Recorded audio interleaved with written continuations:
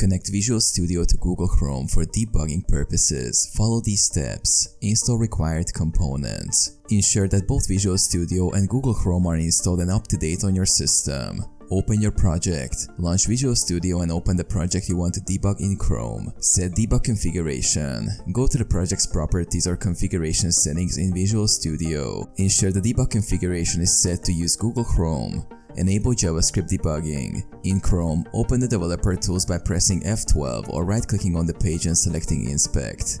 Go to the Sources tab and ensure the Enable JavaScript debugging option is checked. Start debugging. In Visual Studio, set breakpoints in your code where you want to start debugging.